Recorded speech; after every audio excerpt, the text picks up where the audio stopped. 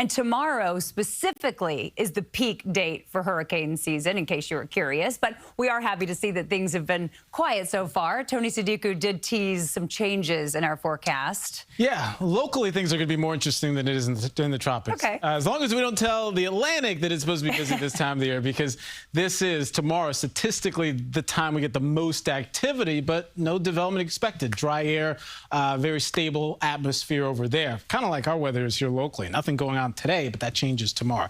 So as we check in with the weather watchers, everyone's trying to make the most of this because it's in the 70s, it's a low humidity, it's a little cool in the shade, but very pleasant in the sun. Check in with Bruce, who's got 70 in Armonk. He says nothing better than the cool, crisp mornings and the warm, sunny afternoons, and I could not agree more. The one thing that you may not love is if you're an allergy sufferer like Elena, and yeah, she's dealing with it. She could feel it, the pollen count's going up, and that is still the primary challenge, but certainly not the look and the feel, because I was outside earlier and I cannot get enough of this. It's absolutely sensational weather, and I really hope you'll take a moment to prioritize getting outside and enjoying it. 69 in New York City right now. There is a healthy breeze. The question becomes as we go through this afternoon and this evening, how much cloud cover do we add with time as our pattern starts to shift a little bit? Certainly the breezes are stiff, and the other thing we'll have to watch due to the recent full moon is any coastal flooding that can occur along our coast and vulnerable spots along Westchester and Fairfield, where we could see up to a foot of inundation at times of high tide this afternoon and this evening. Same goes for south-facing shores of Nassau, by the way.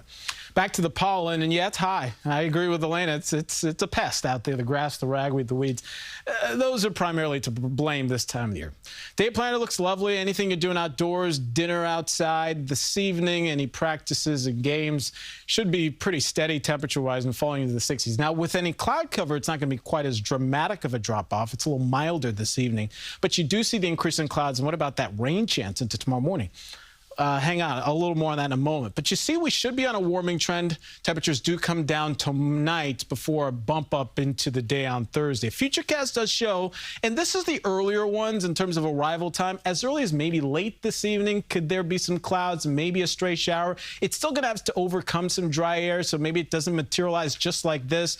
But the trend is perhaps a wetter start to the day. Tomorrow morning's commute could be a little damp. We'll be here tracking it, of course. Check in with Lonnie and Scott. They'll have the latest on the timing, how things evolve. But this is just a one-day deal. We are back to bright skies and a lovely finish to the week.